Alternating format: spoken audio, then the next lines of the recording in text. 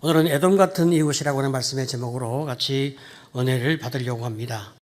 특별히 오늘은 추석 명절을 맞이해서 신명기 강해를 잠시 멈추고 오베다 설교를 하려고 합니다.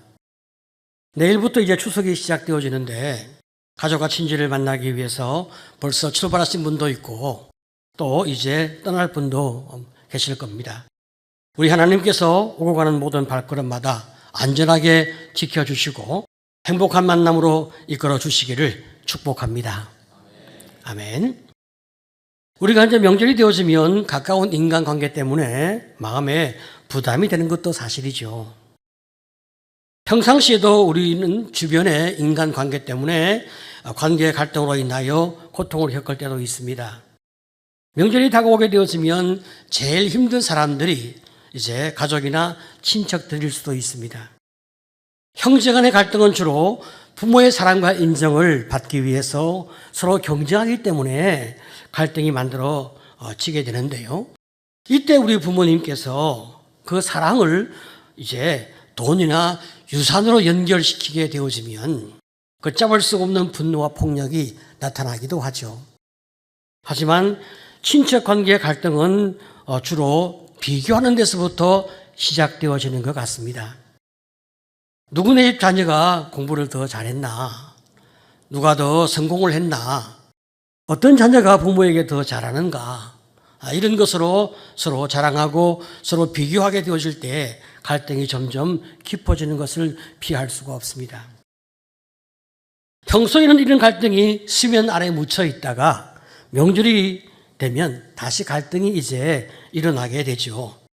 그래서 명절에 가족과 친척을 만나러 가면서 부담이 있고 또 돌아오면서 상처와 분노를 안고 돌아오기도 하는 것입니다. 이 과정에서 배우자가 내 마음을 잘 만나주고 위로하게 되어지면 좀 참을 수 있는데 배우자가 내 고통을 알아주지 아니하게 되어지면 부부의 갈등은 더 많이 증폭되는 경우를 우리는 종종 보게 됩니다.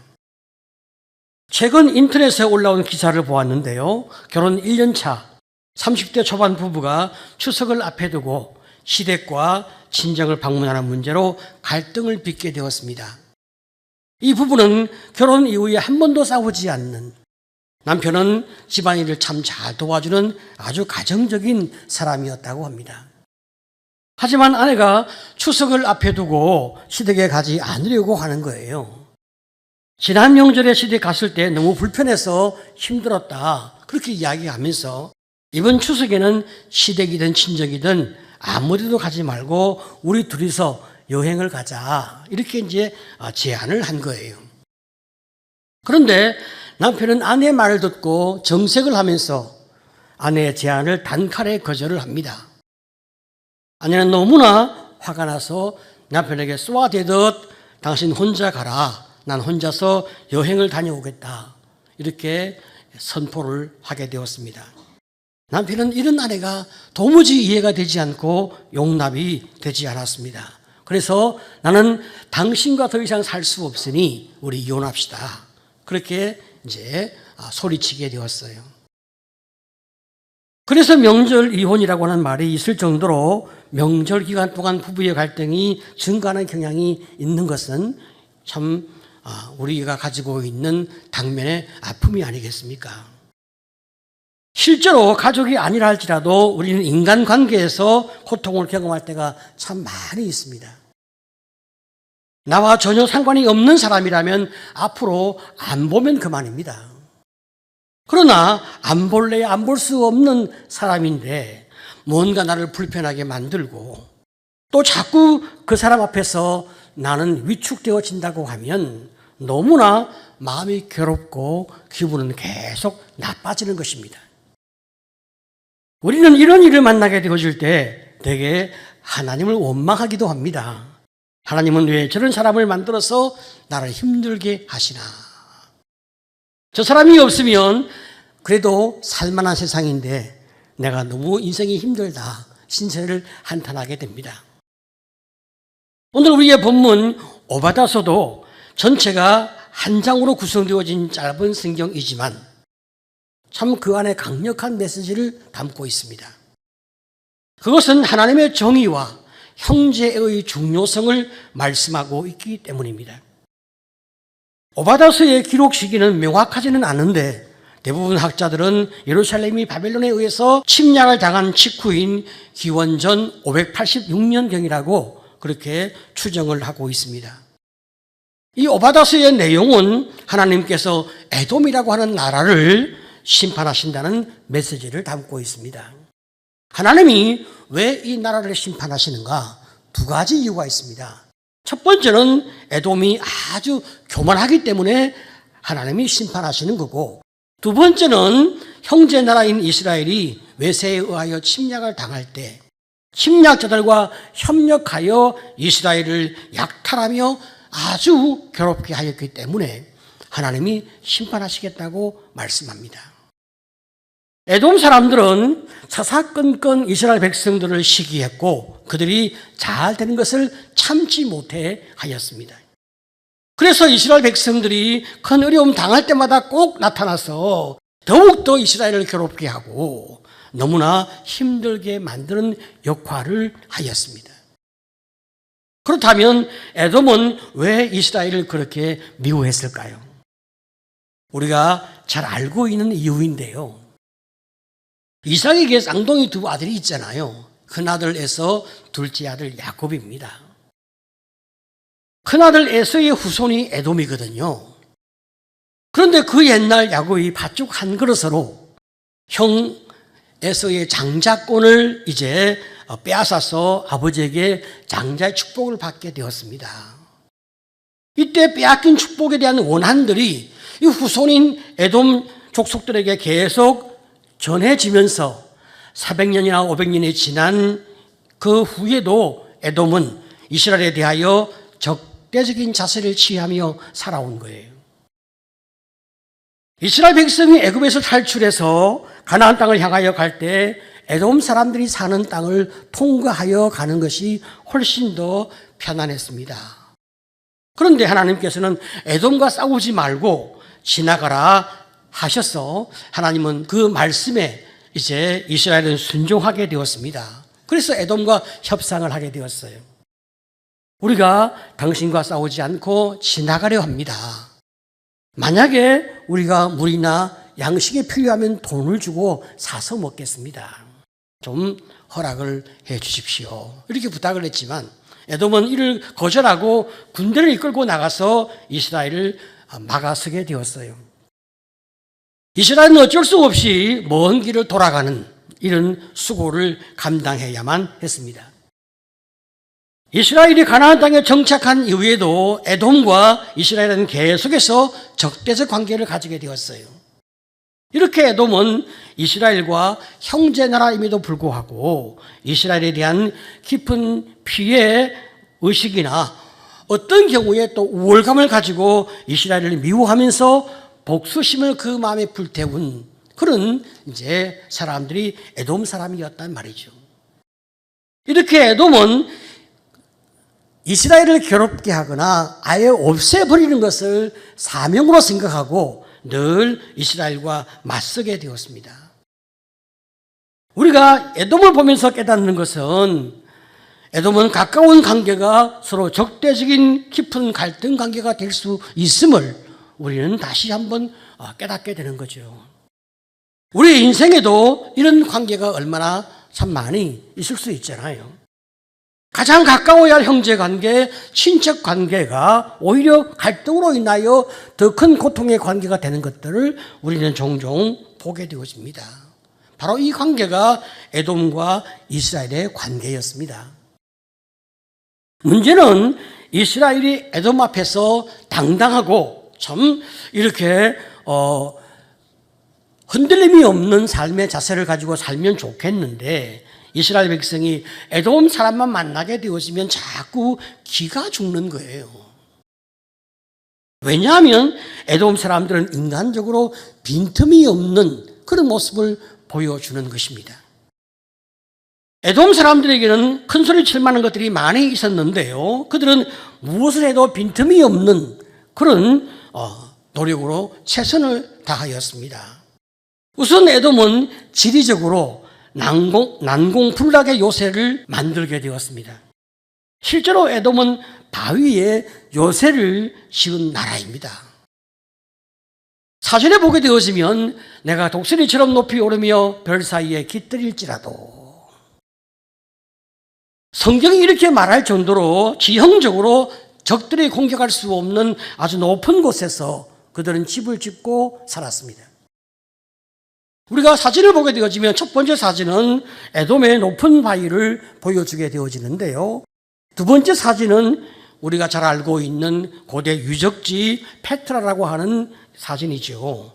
에돔 사람들이 만든 그런 요새인데 요르단의 위치에 있습니다. 바위를 깎아서 만든 그런 건물들이 아주 즐비해 있어요. 마지막 사진은 페트라를 복원한 가상의 그림인데요. 높은 지대에 도시를 건설하면서 바위를 깎아서 거주한 흔적이 지금도 그대로 남아있죠. 자, 이들은 말이죠, 뛰어난 지혜와 학문을 갖추고 있었는데 8절을 보게 되어지면 에돔에서 지혜 있는 자를 멸하며, 하나님께서 에돔을 심판하기 전에는 그들은 자기들의 지혜로 잘 살고 있는 그런 사람들이었습니다. 또 주변에 여러 많은 나라와 동맹을 맺고 있기 때문에 굉장히 관계가 든든했는데 7절을 보게 되어지면 너와 약조한 모든 자들이, 그러면 에돔은 주변에 어떤 나라와 약조를 하면서 동맹을 맺었을까? 모압이나 암몬, 두로와 시돈 이런 나라와 동맹을 맺으며 안전한 관계를 구축해 온 것입니다. 자, 여러분 이제 우리 한번 정리를 해보려고 합니다. 우리의 가족관계, 혹은 우리의 친척들과의 관계, 혹은 성도와의 관계, 우리의 이웃과의 관계, 혹은 직장 동료와의 관계, 이런 관계 가운데서 나를 싫어하는 사람이 있다고 가정해 봅시다. 그런데 그 사람들은 잘생기고 키도 크고 부자고 머리도 똑똑해서 좋은 대학도 다 나왔고 권력도 있고 주변 사람에게 인기도 참 많은 사람들입니다. 그뿐 아닙니다. 자, 그런 사람들이 말이죠, 모든 걸 다 갖춘 것 같은 그런 사람들이 나를 아주 못마땅하게 여기면서 사람들 앞에서 나를 무시하고 비판한다고 합시다. 그 사람들 앞에서 내가 기가 죽겠습니까? 안 죽겠습니까? 기가 죽게 되는 거예요. 에돔과 이스라엘 백성의 관계가 그랬습니다. 오바댜 선지자는 에돔을 향하여 12절에 뭐라고 이야기합니까? 내가 형제의 날고 그 재앙의 날에 방관할 것이 아니며 유다 자손이 패망하는 날에 기뻐할 것이 아니며 그 고난의 날에 내가 입을 크게 벌릴 것이 아니며. 하나님은 말이죠, 이 에돔을 향하여 형제의 날에 네가 그렇게 기뻐하지 말라, 형제가 고난받는 그 고통스러운 날에 네가 그렇게 즐거워하지 말라, 그렇게 명령하고 있지만 에돔은 형제국인 이스라엘이 바벨론의 침략을 받을 때 너무 기뻐하고 너무 행복해 하였습니다. 13절에 보면 이스라엘이 환난 당할 때에 바벨론 군대를 도와서 협력하고 에돔도 같이 이스라엘을 약탈했습니다. 13절에 내 백성이 환난을 당하는 날에 내가 그 성문에 들어가지 않을 것이며 환난을 당하는 날에 내가 그 고난을 방관하지 않을 것이며 환난을 당하는 날에 내가 그 제물에 손을 대지 않을 것이며. 분명히 하나님은 경고하고 있습니다. 이스라엘의 고난에 대하여 방관하지 말고 도와야 하고 그 제물을 탈취하지 말라, 그렇게 명령했음에도 불구하고 그들은 주의 명령을 거역하여 이스라엘의 패망을 즐거워하면서 약탈을 하는 거예요. 14절은 뭐라고 말씀합니까? 사거리를 지키고 있으면서 바벨론 군에 쫓겨 도망가는 유대인을 가로막고 붙잡아서 바벨론 군대에 넘겨주는 그런 악을 범하지 말라, 그렇게 명령했는데 그들은 어떻게 했습니까? 내 거리에 서서 그 도망하는 자를 막지 않을 것이며 고난의 날에 그 남은 자를 원수에게 넘기지 않을 것이니라 명령했지만 그들은 피도 눈물도 없는 그런 악한 원수처럼 이스라엘을 괴롭게 하여 그들을 잡아서 바벨론 군대에 넘겨주는 그런 악한 행동을 하게 되어집니다. 그들이 이렇게 행한 이유는 이스라엘이 멸망하게 되어지면 그 땅을 자신들이 정복하고 빼앗으려고 하는 욕심 때문에 그랬습니다. 그런데 말이죠, 우리 입장에서 이렇게 보게 되어지면 이런 악한 에돔은 잘 되면 안 되지 않습니까? 근데 얼른 보면 잘 되는 거예요. 에돔이 이스라엘을 조롱하고 괴롭히면 넘어지면서 팔다리가 부러지든가 벼락을 콱콱 맞든가 뭐 이러면 좀 이렇게 우리가 좀 고소할 텐데, 에돔은 벼락 맞는 일도 없고 망하지도 않고 모든 게 점점 더 잘 되는 것처럼 보이는 거예요.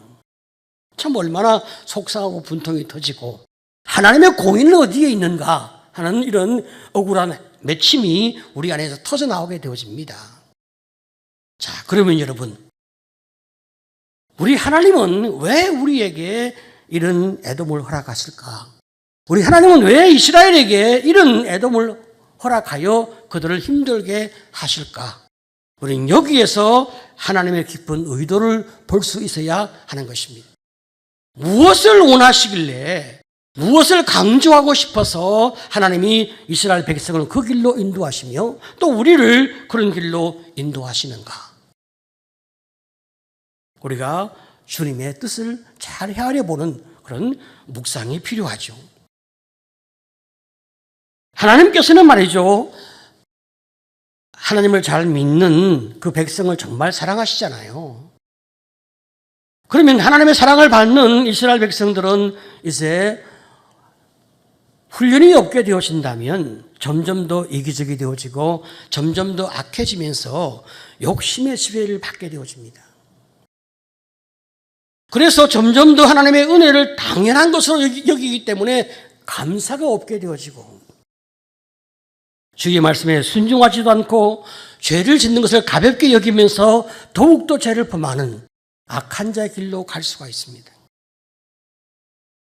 뿐만 아니라 자신이 원하는 것은 조금이라도 하나님께서 자기의 기도에 대하여 응답하지 않는다 생각되어진다면 하나님의 사랑을 오해하고 원망하면서 분노와 반항으로 하나님을 대할 수도 있잖아요.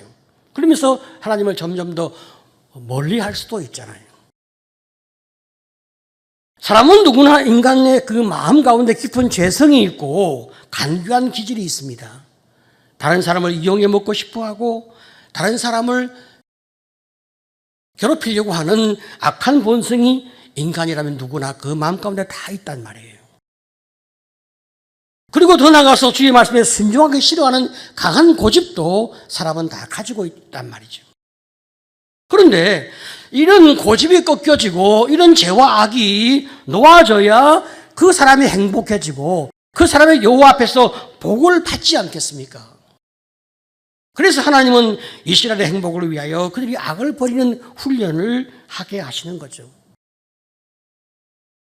예수를 믿는 우리 역시 마찬가지란 말이죠. 하나님은 우리가 이스라엘 백성처럼 어린아이 같은 그런 신앙의 수준으로 행복할 수 없음을 알기 때문에 성숙한 믿음으로 우리를 키우기 위하여 에돔 같은 사람들, 그들을 허락하게 되는 거예요. 이 에돔은 말이죠, 훈련소 교관 같은 역할을 하는데요. 훈련소 교관이 얼마나 무서운지 우리 군대 갔다 온 남성들은 잘 알지만 여성은 또 잘 모를 수도 있잖아요. 조금만 잘못하면 사정없이 야단치고 그에 상관한 처벌과 징계가 따라오는 거예요. 에돔은 어떤 사람들인가? 그들은 하나님을 두려워하지 않습니다. 그들은 하나님의 존재를 인정하지 않습니다. 그렇기 때문에 그들은 마음껏 우리를 괴롭히기에 충분한 사람들이에요. 이런 에돔이 없다면 사람은 누구나 교만해지고 하나님을 향하여 순종할 마음도 없고 돌이킬 마음도 없고 더 나가서 사람들 위해 교만해 있을 수 있는 거죠. 그런데 어떤 사람은 말이죠, 하나님이 고난을 허락하게 되어지면 도망가기만 하는 사람이 있습니다.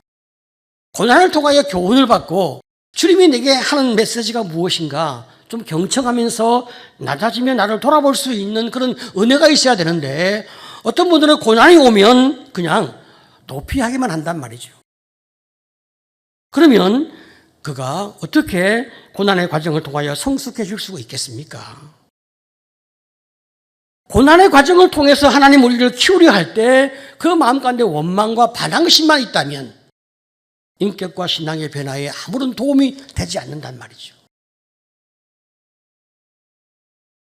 이 고난을 우리가 아무리 도망가려 해도 또 고난이 없는 것처럼 참고 우리가 억압하고 살려고 해도 더 이상 견딜 수 없게끔 만들어주는 역할을 하는 사람이 에돔 사람인 거예요. 이 에돔은 말이죠. 우리를 조롱하고 깔보고 업신여기고 또 우리를 아주 괴롭힙니다. 그러니까 내가 아무리 잘 참는 사람이라 할지라도 더 이상 참을 수 없고 분노가 폭발하게 만드는 거예요. 이렇게 고난되게 만듦으로 말미암아 내가 끝까지 내놓기 싫어하는 자존심, 숨어있는 이기성, 부패한 죄성까지 완전히 덜추어내는 역할을 하는 존재가 바로 에돔 사람입니다. 보통 때는 말이죠. 내가 이만하면 괜찮은 사람이라고 자부하고 그렇게 내가 나를 생각할 수도 있는데 에돔 사람들을 만나게 되어지면 그런 나의 모습이 완전히 다 뒤집어지는 거예요. 더 이상 참을 수 없는 그런 행동과 말을 그들이 하기 때문에 분노가 솟구치고 복수심이 일고 그래서 숨어있던 악이 살아나게 되어지는 거죠. 바로 그때 하나님의 사람들은 자기를 보게 되는 거예요. 내가 온유하고 착한 사람인 줄 알았는데, 내가 참 괜찮은 사람인 줄 알았는데, 내가 그래도 신앙을 지키며 믿음을 지키는 의로운 사람인 줄 알았는데 내가 그런 사람이 아니구나 하고 자신의 악을 깨닫고 주 앞에 엎드려지게 되어지죠. 하나님의 은혜를 보게 되어지고 우리가 돌아서면서 주님 앞에 낮아지면서 회개할 수 있는 길로 가게 되어진다면 에돔은 그 역할을 다 한 거예요. 이쯤 되어지면 말이죠. 나를 괴롭히는 그 에돔은 나에게 위협적인 대상이 되지 아니하고 이제 하나님의 도구로 내가 인정하고 받아들이니까 주님께 나를 맡기며 내 모든 것들을 다 주님 앞에서 이렇게 내어놓는 그런 수준이 되어지거든요. 그때 에돔을 향한 미움과 복수심이 놓아지고 겸손히 주의 말씀에 순종하려 하는 그런 낮아지는 은혜가 우리 마음 가운데 가득해지니까 하나님 볼 때는 더 이상 에돔이 필요가 없잖아요. 그때 하나님이 에돔을 선보시기 시작하는 거예요. 하나님은 자기 백성의 눈에서 눈물이 흐르게 하고 그 입에서 탄식이 나오게 한 자들을 결코 그냥 두지 않으신단 말이죠.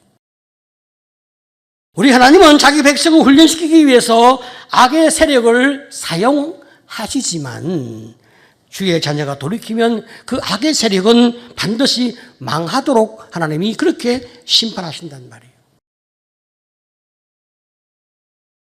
주의 백성을 괴롭게 하는 것은 바로 하나님을 대적하는 일이기 때문에 이제 하나님이 에돔을 향하여 심판의 칼을 드시게 되는 거예요.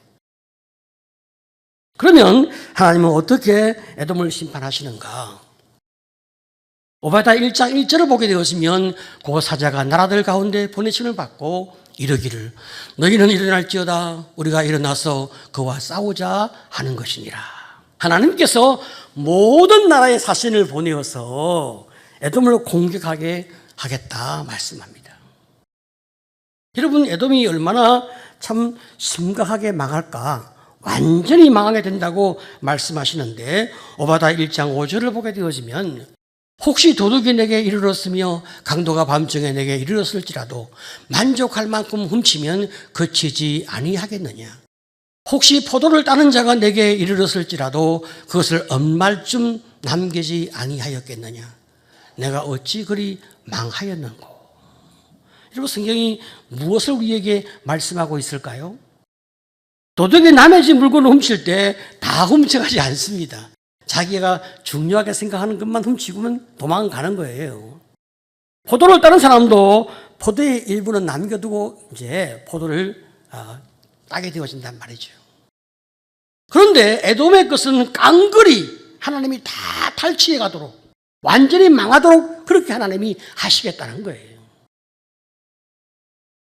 이것이 이스라엘을 훈련시키는 과정에서 사용되어진 에돔의 최후인 것입니다. 사실 에돔은 그렇게 쉽게 무너질 나라가 아니죠. 인간관계 좋지요, 인물 좋지요, 지혜 있지요. 옆 나라가 침공할 수 없도록 좋은 관계를 잘 구축하고 있어요. 그렇지만 하나님이 간섭하시니까 갑자기 망하게 되는 거예요. 세상 일은 사람의 뜻대로 꼭 되지는 않습니다. 어느 전문 경영인이 말이죠. 그렇게 고백을 하더라고요. 99.99%가 확실해도 0.01% 때문에 사업이 안 될 때가 많다는 거예요. 여기저기 돈을 끌어오고 사람을 채용해서 99.99%까지 다 준비되어 있는데 0.01% 때문에 일이 깨어지는 경우가 많이 있다는 거예요. 사람 일이 참 이상하다는 거예요. 어떤 일은 잘 준비하지 못했는데 잘 되는 경우가 있고 어떤 일은 거의 100% 정도로 준비를 했다 하더라도 안 되는 경우가 있다는 거죠. 왜 그럴까요? 우리 하나님이 간섭하시기 때문에 그런 거예요. 무엇이든 이기느냐 지느냐 하는 것은 하나님께 달려 있습니다. 그게 전쟁이든 사업이든 인간관계든 간에 이기느냐 지느냐 하는 것은 내가 많은 병력과 많은 재산을 가지고 있는가에 달려있지 않다는 이 말이죠. 하나님과 나 사이에 내가 얼마나 바른 관계를 가지고 있는가에 따라서 승패가 결정되어질 수 있다는 거예요. 하나님은 계속 우리의 삶에 간섭하십니다. 그래서 내가 100%의 계획을 세웠다 하더라도 하나님이 막으시면 안 되고 나의 가능성이 아주 작을지라도 하나님이 도우시면 반드시 이루어짐을 믿으시기를 축복합니다. 아멘. 여러분 우리가 다 잘 아는 다윗과 골리앗을 생각해 봐요. 아니 다윗과 골리앗이 게임이 되겠습니까? 어떻게 다윗이 골리앗을 이깁니까? 그런데 하나님께서 다윗의 편이 되어 주시니까 다윗과 함께 하시니까 다윗이 한순간에 골리앗을 때려 죽이는 그런 놀라운 일이 벌어지는 거예요. 자, 이제 말씀을 정리하려고 합니다. 우리의 관계 속에 에돔 같은 이웃이 있습니다. 우리를 훈련시키는 하나님의 손길이구나 하는 사실을 기억해야 우리의 가슴이 넓어지며 우리가 머리를 숙이는 그런 은혜가 있게 되었습니다. 그 관계가 나에게 고통이지만 이 고통을 통하여 하나님이 내게 말씀하시는 그 말씀의 내용이 무엇인지, 자존심을 놓으라 하시는 것인지, 교만을 놓으라 하시는 것인지, 미움과 복수심을 놓으라 하시는 것인지, 그것이 무엇인지 하나님이 기뻐하지 않는 것들을 보게 하는 것임을 깨닫게 되실 때에 우리 주님 앞에 겸손히 머리를 숙이며 나를 주님께 맡길 수가 있습니다. 바로 그때 하나님이 에돔을 손을 보시는 것입니다. 이번 명절에 에돔 같은 원수를 만난다 하더라도 겁내지 말고 피하지 말고 두려워하지 말고 오직 하나님만 바라보므로 말미암아 넉넉하고 풍성하고 행복한 승리의 명절 되시기를 간절히 축복합니다.